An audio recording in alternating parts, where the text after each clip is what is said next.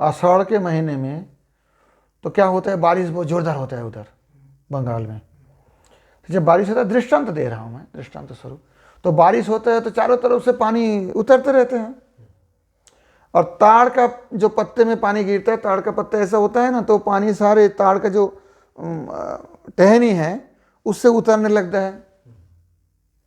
और तालाब में इधर उधर जो मछली रहते हैं, तो मछली तो गर्मी में पानी कम हो जाता है, जेठ के महीने में जो पानी कम हो जाता है, मछली पानी के लिए तरसता है कि पानी कहाँ मिले ज़्यादा। और जब आषाढ़ की बरसात होते हैं तो बरसात तो हो रहा है, आसमान से गिर रहा है ज़मीन पे, और वो ज़मीन का पानी एकत्रित होकर तालाब में गिर रहा है। जब तालाब में जल का फ्लो धारा आ रहे हैं, तो एक मछली होता है वहाँ, वो क्या करता है, वो सोचता है कि जल वहाँ से आ रहा है तो ज़्यादा जल वहाँ मिलेगा। वो अपने कान के बल से ऐसी करके किनारे आ जाता है। किस लिए? ज़्यादा पानी मिलेगा वो सोचता है, क्योंकि इतना पानी आ रहा है तो वहाँ बहुत पानी होगा। आ जाते हैं थल में असंपूर्णता के कारण। वो सोचता है कि यहाँ असंपूर्ण है, इससे संपूर्ण वहाँ मिलेगा जल, पानी, जहाँ से पानी आ रहे होंगे। अब पानी तो आ रहा है जमीन से गिर के, वो पानी बह के आ रहे हैं तालाब में, तो बेचारा जमीन पे आ जाता है। अच्छा, जमीन पे आके देखता है यहाँ तो कोई पानी नहीं है, तो जमीन तो ऐसी सॉलिड है, पानी थोड़ा थोड़ा है उसमें। फिर देखता है एक ताड़ के टहनी से पानी उतर रहे खूब, ताड़ के वृक्ष के टहनी से पानी उतर रहे। तो मछली सोचता है, ध्यान से सुनो, वो मछली सोचता है जब वहां से पानी आता होगा तो वहां और ज्यादा पानी होगा ताड़ के ऊपर। वो ताड़ के पेड़ में चढ़ जाता है, जानते हैं इस बात को। वो मछली का कान ऐसा होता है ना, ऐसे ऐसे करके उठ जाता है। वो ताड़ के पेड़ से पानी उतरते देख वो सोचता है चलो जमीन में तो उतना पानी नहीं, लेकिन जब ये पेड़ से पानी आ रहा है, पेड़ के ऊपर बहुत पानी होगा, चढ़ जाता है। ऐसे ही संसारी जीव दुखी होकर भोग वासना करते हैं, और इस भोग संसार में जो है किसी का संपूर्ण नहीं कर सकते। उपनिषद में बातें हैं, कोई एक व्यक्ति को सारे संसार के सभी संपदा, सभी नारी दे दिया जाए, फिर भी वो बोलेगा मैं पर्याप्त नहीं है। ये असंपूर्णता। जो असंपूर्णता मैं दृष्टांत इसलिए दिया वो मछली के साथ वो ताड़ के पेड़ में चढ़ने की कहानी, और ये वास्तवता है, होता है वहाँ, बहुत आदमी जानते हैं इसको। और क्या होता है, वास्तव में मर जाता है बेचारा आदमी, पकड़ के मछली खाने वाले उसे खा लेता है, बना के पका के, पानी थोड़ी मिलता है। तो जो व्यक्ति संसार के दुख मिटाने के लिए सोचता है ज़्यादा भोग्य सामग्री मिले तो ये सारे दुख दूर हो जाएगा, मैं आनंदित हो जाऊंगा, मैं संपूर्णता प्राप्त कर लेंगे।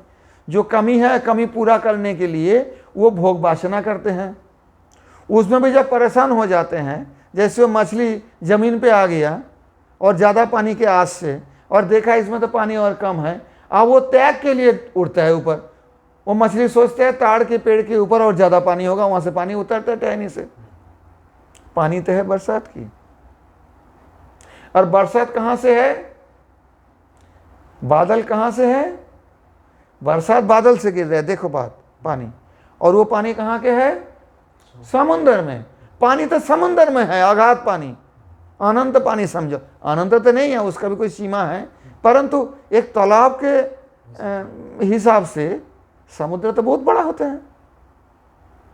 तो बेचारे मछली समझ नहीं पाते हैं इस बात को कि ये पानी वास्तव में समुद्र से है, ना पेड़ में है ना जमीन पे है। ऐसे ही जो आनंद कंद भगवान है, जो आनंद मूल है, जीव वहां पहुंचने से संपूर्णता प्राप्त करेंगे। जो उनका चाहिए, जो कमी है, पूरा हो पाएगा। लेकिन जीव सोचते हैं भोग वासना करके, संसार मेरे भोग्य वस्तु है, ये वस्तु मुझे मिल जाए तो मेरी जो कमी है पूरी हो जाएगी। समझ में आई बात? जब उसमें भी पूरी नहीं होता है भोग वासना से, तो त्याग वासना करते हैं। चलो ये व्यक्त जगत, जो फेनोमेनल वर्ल्ड है, दृश्यमान जगत है, इसको सब छोड़ के मैं अव्यक्त की ओर चले जाऊँ, ब्रह्म की ओर, तो शांति मिलेगी। वो भी वही बात है, वो पेड़ के ऊपर चढ़ जाता है पानी के चक्कर से, वहां तो और कम पानी है, पेड़ में कहाँ पानी मिलेगा, पेड़ के ऊपर में। तो ये स्थिति है जीव को। आप समझ में आई बात? इसको संपूर्णता प्रभुपाद क्यों बताए? वो जो चाहते हैं, क्योंकि उपनिषद की बात है, प्रभुपाद जो बताए वेदों की बात है।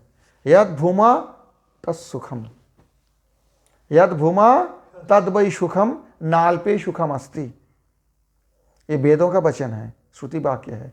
जो अनंत है, भूमा विशाल, वहां सुख है, वो सुख है। अल्प में सुख नहीं है। तो बेचारे मछली, में दृष्टांत स्वरूप बता रहा हूं, वो तो छोटा कि अल्प जल है, इसमें थोड़ा सा, और जल जहां से आ रहा है उसमें और ज्यादा होगा, लेकिन जल जहां से है वो तो और कहीं जा रहा है ना। तो संपूर्णता वहां नहीं मिलता, भूमा वहां नहीं मिलेगा। भूमा कहां मिलेगा? समुद्र में है, जरूर है। तो इस प्रकार से प्रभुपाद जी कहते हैं, ये बात समझाने के लिए मुझे दृष्टांत देना पड़ा कि भोगमय कर्मों और त्यागमय ज्ञान राज्य की असंपूर्णता को छोड़ना पड़ेगा, छोड़कर भगवत भक्ति में अवस्थित होना है। न जमीन पे पानी है, न पेड़ के ऊपर पानी है, पानी है समुद्र में, जो बादल के रूप धारण करके आके वर्षा कर रहे हैं। तो त्यागमय राज्य और भोगमय राज्य दोनों को छोड़ना पड़ेगा। जैसी वो दोस्त खेलने के लिए बुलाते हैं, खेलने आ जा। जो पढ़ने वाले बालक होगा उनको ये दोनों को संग छोड़ना पड़ेगा, तब उसका पढ़ाई हो पाएगा, जिस पे उसका श्रद्धा है कि ये पढ़ाई करने से मेरे जीवन में मंगल होगा। समझ में आई बात? अब जो भगवत भक्ति क्या है, जिसमें स्थित होना है, ये दोनों को छोड़ के हमें भगवत भक्ति का आश्रय करना है। तो भगवत भक्ति में क्या है? कहते हैं भगवत भक्ति में अवस्थित होने पर सेव्य की सुख की अनुसंधान प्रबल होता है। जो हमारे सेव्य भगवान हैं उनको कैसे सुख हो, इस प्रकार के अनुसंधान, इस प्रकार की खोज रहते हैं। मेरा कहाँ सुख हो, इस प्रकार की नहीं। मेरे जो सेव्य भगवान हैं उनका सुख कैसे हो, उनके सुख के लिए सब प्रकार की अनुसंधान, खोज, ये है भगवत भक्ति राज्य की बात। इसमें ना भोग है ना त्याग है। अपने भोग अथवा अपने सुख त्याग करूं, इसमें शांति की बात नहीं है। शांति कहाँ है? भगवत भक्ति में है। जब भगवत भक्ति में स्थित होंगे जीव, जो मैं हूं, जो आमित्व का, जो मैंपन का जो मूल है जीव, जब भगवत भक्ति में स्थित होंगे तो ये सोचेंगे तुम्हारे सुख के लिए, सारे अशांति का तैयार करने के लिए मैं तैयार हूं, सारे अशांति स्वीकार करने के लिए मैं तैयार हूं। अगर ये अशांति स्वीकार करने से तुम्हारा सुख हो तो, अगर मैं दुखी होने से तुम्हारा सुख हो तो वो मेरा दुख नहीं है, वो मेरा परम सुख है, परम प्रयोजन है। पहले बताया ना, इसका चर्चा हम पहले कर चुके हैं, शिक्षाष्टक के 8वें श्लोक में है। आश्रित्य पादरतांग पिनष्टमाम अदर्शनात् मन महाभयं करोतु। तो ये हो गया भोगी और त्यागी दोनों प्रकार विचार छोड़ के जो श्रद्धालु है वो भगवत भक्ति के आश्रय करेंगे। आप श्रद्धा गुरु, उसके आगे क्या है? आदु श्रद्धा, साधु संग, भजन क्रिया, अनर्थ निवृत्ति। ये चारों स्थिति के बाद जो स्थिति आएंगे, निष्ठा, रुचि, आसक्ति, भाव। जब भाव में पहुंचेंगे तो भावुक बनेंगे। और भागवत रस क्या है? एक एक करके इस श्लोक का वर्णन सुना, बहुत सुंदर है, बहुत सुंदर है इसका वर्णन। प्रभुपाद जी ने भी किया है और आचार्यों के भी जो है उसको क्या हम चर्चा करेंगे। एक दिन में ना हो तो कोई दिनों तक चर्चा करेंगे। भागवत मतलब भगवत संबंधी, रिलेटेड टू भगवान, भगवान के संबंधित जो कुछ है वो भागवत है। तो भगवान के स्वरूप वर्णन, अर्थात भगवान कैसे है, कैसे उनके घुंघराले बाल हैं, कैसे उनके मंद मुस्कान है, कैसे उनका स्वरूप है, इसका वर्णन। और जिन लोगों को लेकर भगवत्ता है उनकी बात है, अर्थात विषय और आश्रय। भागवत के मतलब होता है भगवत संबंधी। भगवत संबंधी क्या है? भगवान है और भगवान के भक्त वृंद आश्रय भक्त है। तो विषय और आश्रय ये दोनों ही भागवत में इंक्लूडेड है, अंतर्भुक्त है। समझ में आई बात? आलंबन, उद्दीपन, संचारी और अभ्यागत विचार से सामग्री, चारों सामग्री के सम्मेलन से रस की उत्पत्ति होता है। मैंने बताया आलम्बन, उद्दीपन, ये दोनों है विभव, अनुभव, सात्विक भाव और संचारी भाव। ये चारों सामग्री के सम्मिलन से रस का उत्पत्ति होता है। भावुक रसिक के साथ भागवत पढ़ना होगा। ये श्लोक का व्यासदेव जी ने इसलिए आह्वान किया है कि भागवत पढ़ना है तो भावुक और रसिक के साथ ही भागवत पढ़ना है, नहीं तो जड़ रस की चर्चा करते करते रसरहित्य की अवस्था में आ जाएंगे। असली रस का उदय उसमें नहीं होगा। भावुक और रसिक इनके साथ ही भागवत की चर्चा करनी है, नहीं तो जड़ रस की चर्चा करते करते रसरहित अर्थात रस शून्य अवस्था आ जाएगा। अब रस का उदय कब होगा? रस का उदय कब होगा? व्यातीत्यो भावना वर्त्म यश्चमत्कार भार भू हृदय सत्वज्वले वाढ़ं स्वदते सरसो मतः। अपने भावना की पथ छोड़कर, भावना की मार्ग छोड़कर जो चमत्कारिक, अतिशय चमत्कारिता के साथ सत्वजल हृदय में आस्वादन होता है, उसे कहते हैं रस। प्रभुपाद जी ने श्री रूप गोस्वामी पाद के श्लोक को चर्चा की है। पहले रस क्या है इनको कह के, रसिक किसे कहते हैं ये बात चर्चा करो। रसिक के साथ भागवत चर्चा करना है। रसिक को ही भागवत आस्वादन करने के लिए व्यासदेव जी ने बुला रहे हैं, भावुक को बुला रहे हैं। इसलिए रस क्या है, फिर उस रस के रसिक कौन है, समझ में आ रहा है? मन नहीं लग रहा है तो सुनो ध्यान से। कर्म और ज्ञान का उद्देश्य क्या है? अपने मतलब, अभी बताया ना, दोनों ही मतलब।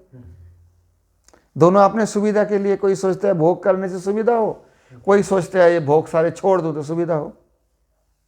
एक बात मैं बता दिया, दोनों मतलब बह जाए, सेल्फिश है, अपने इंटरेस्ट करते। तो कर्म और ज्ञान के उद्देश्य क्या है? अपने स्वार्थ को पोषण करना, जिसका संसार में स्वार्थ कहते हैं। अपने सुविधा कर्माग्रहिता और उसको छोड़ देना ज्ञानाग्रहिता।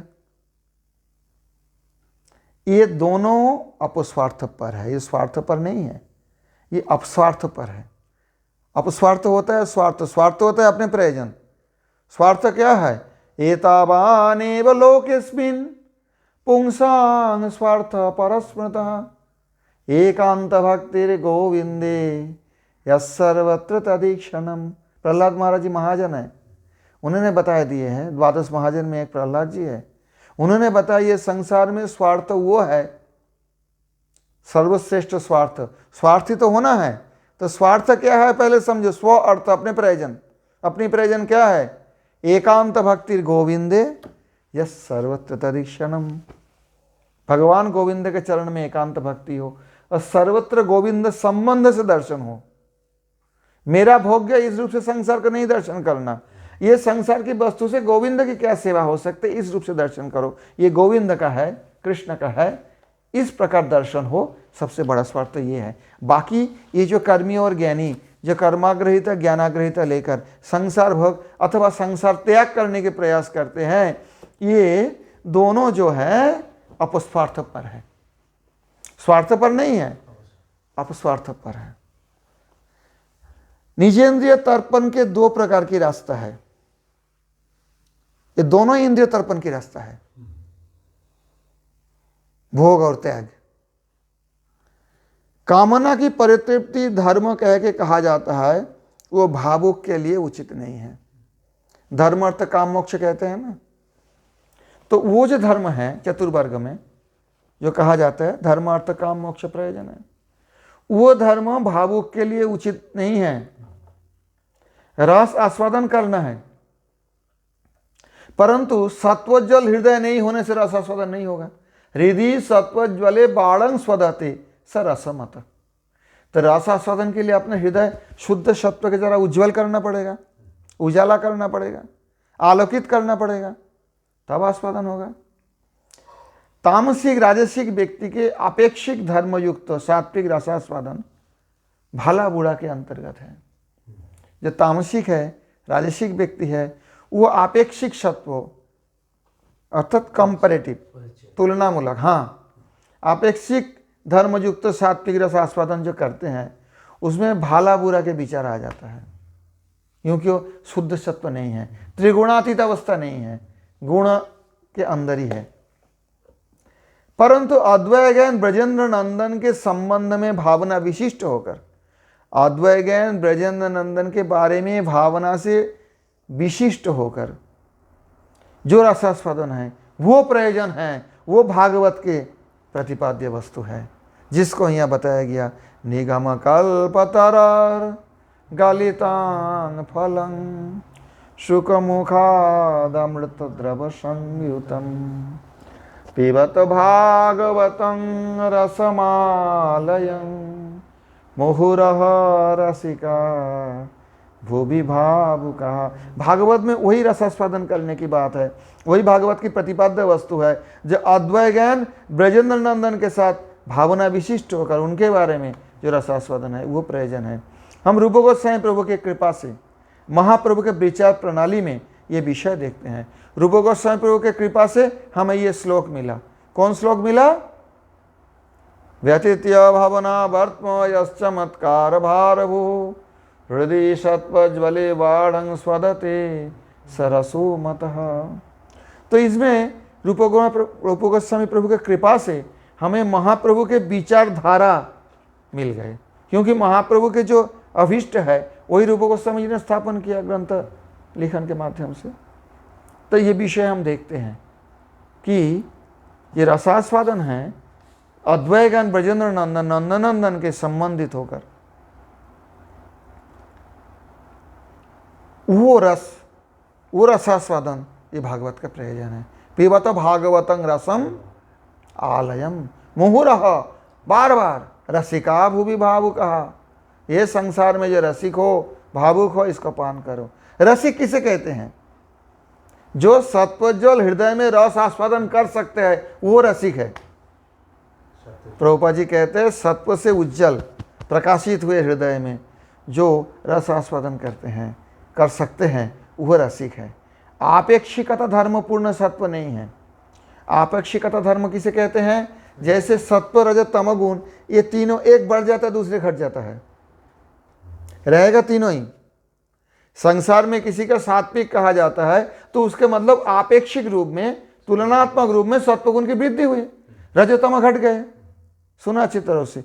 जो तमोगुणी कहा जाता है उनके अंदर भी सत्व है, परंतु सत्व घट जाते हैं। जितना तमो बढ़ेगा उतना रज और सत्व घट जाएगा, जितना रजगुण बढ़ेगा उतना सत्व और तम घट जाएगा, जितना सत्वगुण बढ़ेगा उतना रजतमगुण घट जाएगा। लेकिन तीनों ही आपेक्षिक रूप में विराजमान हैं।